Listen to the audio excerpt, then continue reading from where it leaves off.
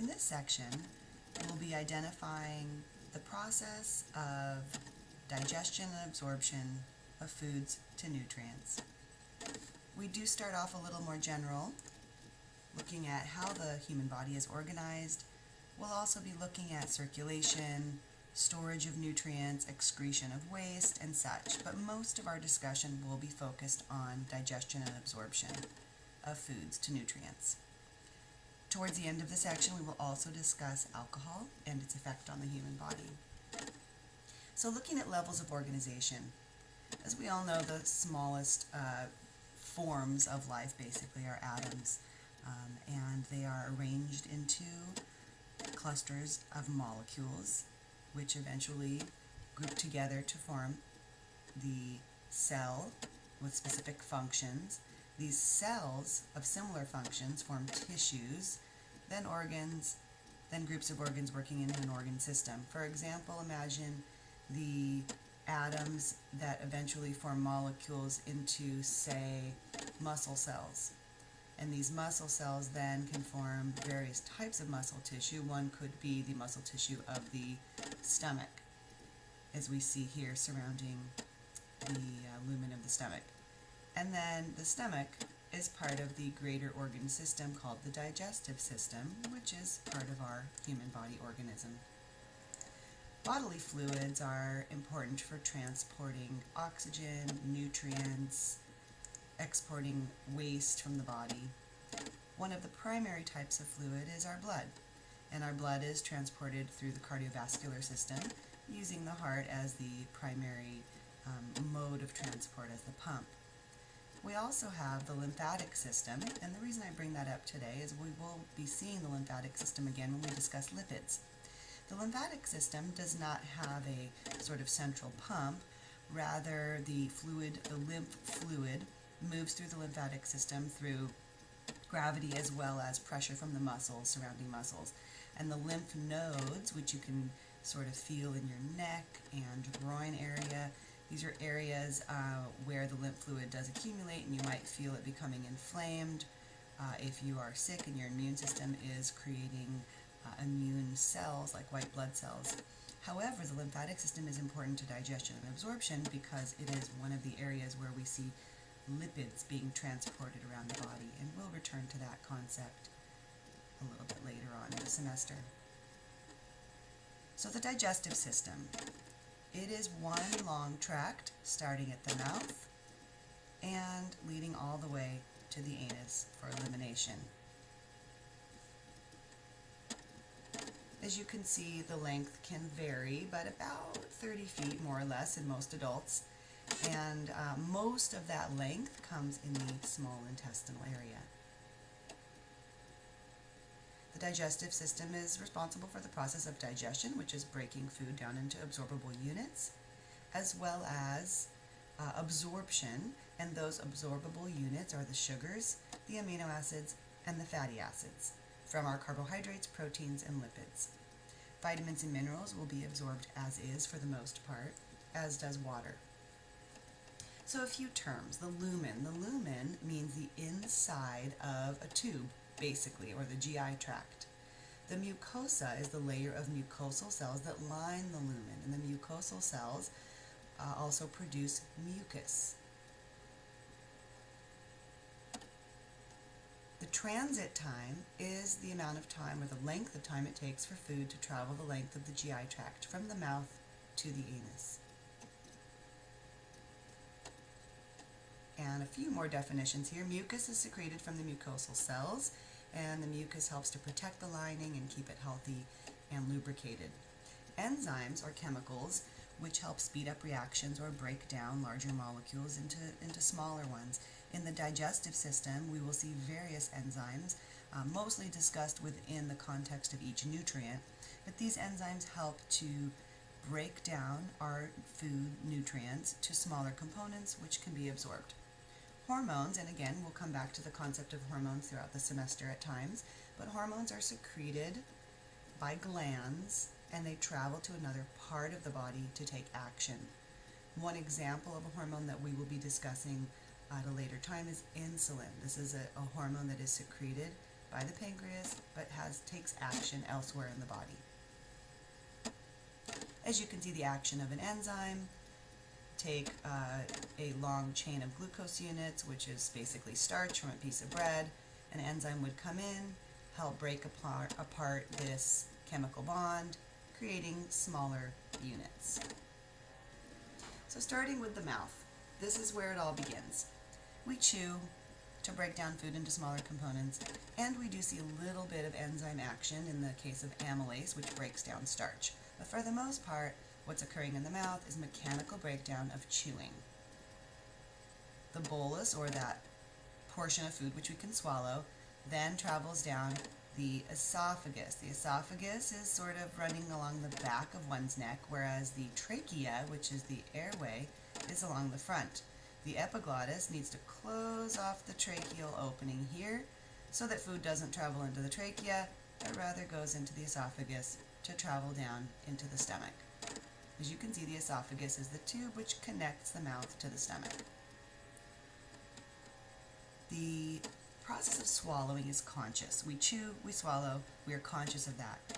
Thereafter, all of the movement in the digestive tract occurs subconsciously through the action of peristalsis, which is a wave-like motion which moves food throughout the digestive tract. The stomach. In the stomach, we see both mechanical and chemical digestion occurring. Mechanically, the churning and the squeezing of the strong muscular walls helps to continue to break down foods. And chemically, hydrochloric acid is one of the primary chemicals in the stomach, helps to break down protein. By this time, once our food is broken down and mixed with digestive juices in the stomach, we now call this chyme, which is basically a liquid substance of digested food and juices. The next section then is the small intestine. From the stomach, we see the chyme travel gradually into the small intestine, and basically the small intestine is the site of almost all chemical digestion as well as most absorption. We see bile coming from the gallbladder. This helps to digest lipids. We see enzymes coming from the pancreas as well to digest lipids, proteins, and carbohydrates. And the small intestine is divided into three distinct segments: the duodenum, jejunum, and the ileum, in order. The next segment is the large intestine, or otherwise known as the colon.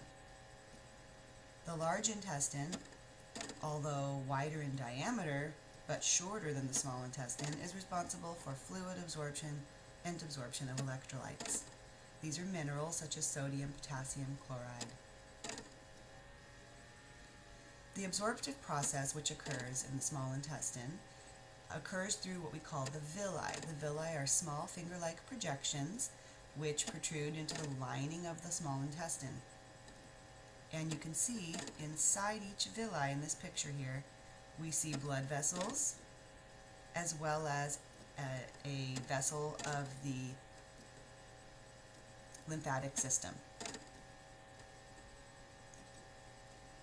Most nutrients are absorbed into the bloodstream, and the lymphatic vessel absorbs lipids. And again, we'll come back to some more specifics about the absorption of each, or the digestion and absorption of each nutrient when we discuss those nutrients specifically. Transit time can vary. For example, most adults will see the transit time from mouth to anus within about a 24-hour time period, but that can vary greatly by person. The digestive system and the tract provides a barrier against infection. It is one of our frontline sort of areas of protecting the body through a physical barrier as well as a chemical barrier. The microbes in the digestive tract, or otherwise known as the bacteria, are also a huge component of protecting our bodies. We have trillions of bacteria in our intestinal tract, more bacteria in our tract than cells in our human body. So fairly amazingly, we see this benefit from the bacteria, the healthy bacteria that live in our digestive tract, and we benefit from them and they benefit from us, of course. Probiotics are foods and supplements that contain beneficial bacteria. such as yogurt and other products with bacteria added, or you can of course take probiotics as a supplement. Prebiotics are foods which help the beneficial bacteria grow and thrive and live, and these foods generally contain dietary fiber, which we'll be discussing in the next section, or the next chapter. Sometimes our digestive tract is not working properly, and we're going to look over a couple of different case studies or two situations where the digestive tract is experiencing difficulties or having digestive disorders. So read this case study and take a few minutes to write down some possible conditions and causes, and then we'll look at the slides, the next slide, for answers.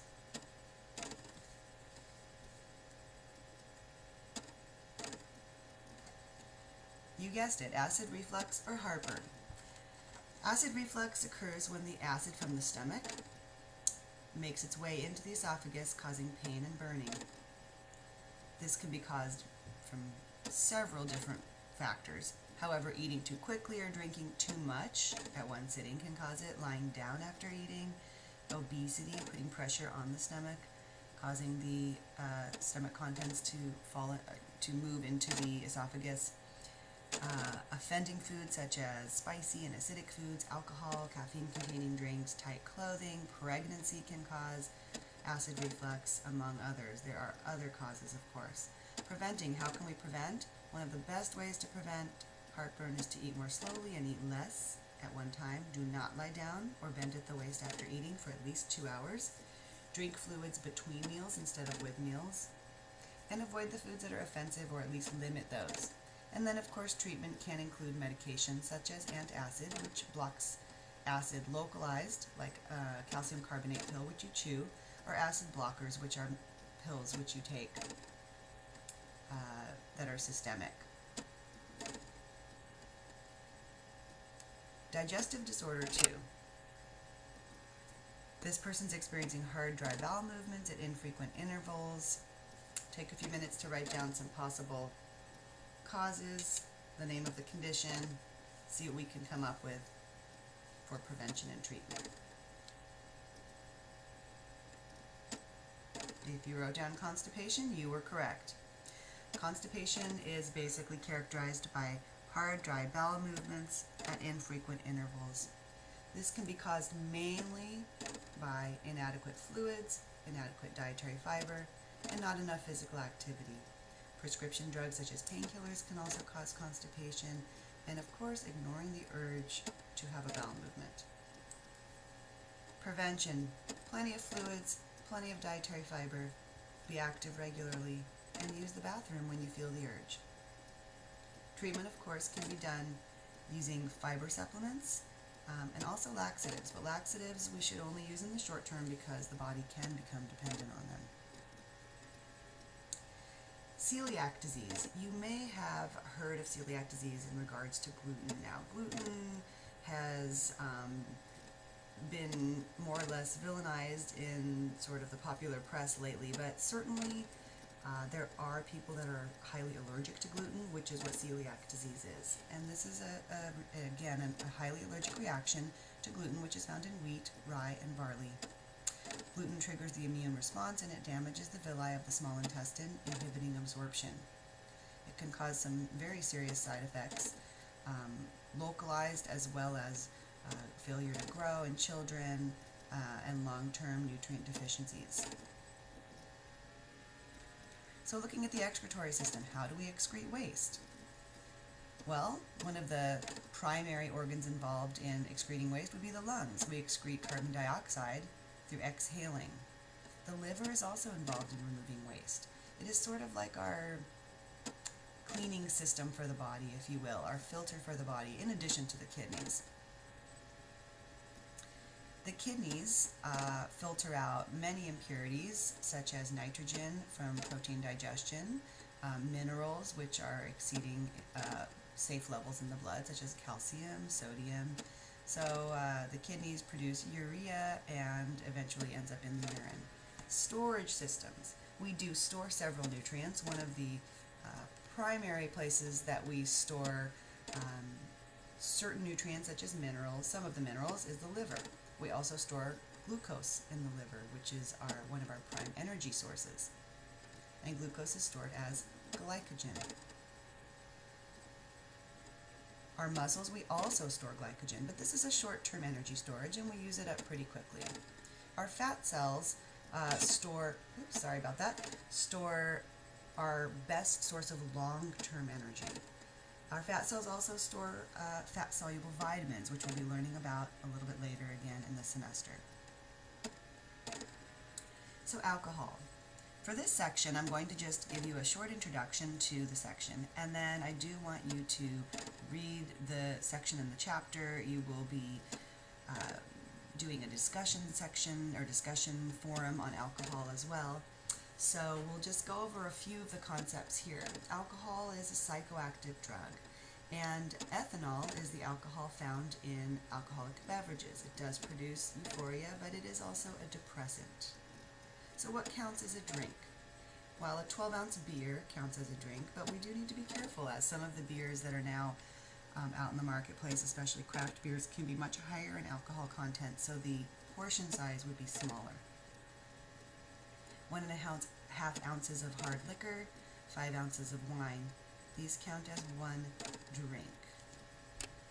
Blood alcohol concentration is the level of alcohol in the blood. And as you can see on the chart, women do see a sharper increase as well as a more gradual decline. And that is why what counts for one drink for women could affect the blood alcohol level, and for men, could affect the blood alcohol level more easily for women than for men. And so the blood alcohol level will rise more sharply and decrease more slowly in women. So who should never drink? Clearly, children and adolescents. But think to yourself, who else should not drink? And I have a few pictures on here, on this slide. Well, anyone taking prescription painkillers or certain drugs. People who cannot restrict their drinking to moderate levels. This is one that a lot of us don't consider maybe to be as contraindicated as, say, pregnancy. But think about people that you know that are not able to limit their alcohol intake to 1 or 2 drinks at an occasion. Those people should likely not be drinking. Pregnant women, or anyone that can be pregnant or who are breastfeeding, should avoid alcohol intake, and we'll be discussing that again further later in the semester when we talk about pregnancy. People who plan to do an activity that requires attention or skill, like flying an airplane, driving a truck. Surgeons. People who take medications daily that may interfere with alcohol. And I'm sure you can come up with other people who should not drink, but this is just the short list here. So looking at alcohol, again, I'm just going to go through very briefly on some of these, but alcohol, again, as I mentioned, is a depressant, and it does impair mental and physical abilities. So a few statistics: 4 out of 5 college students report drinking alcohol, and about half of college students who drink report binge drinking. So what is a binge? We'll be looking at that in a moment. A few more statistics. About 600,000 students between the ages of 18 and 24 receive unintentional injuries, and about 25% of college students report academic consequences of their drinking. As deaths go, about 1,800 college students a year die from alcohol-related injuries, and almost 700,000 students report assault by another student who has been drinking. And moving on.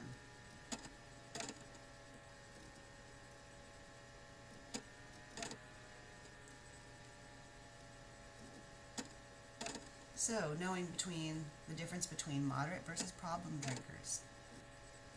Moderate drinkers will drink slowly, eat food while they're drinking or beforehand. They don't binge drink, and again, a binge for a woman is more than 4 drinks, for a male is more than 5 drink equivalents in an occasion. Problem drinkers will drink quickly, drink on an empty stomach, binge, pressure others to drink, turn to alcohol when facing problems, maybe change in behavior, become loud, angry, violent, and maybe physically or emotionally harm themselves, family members, or others. Caffeine and alcohol.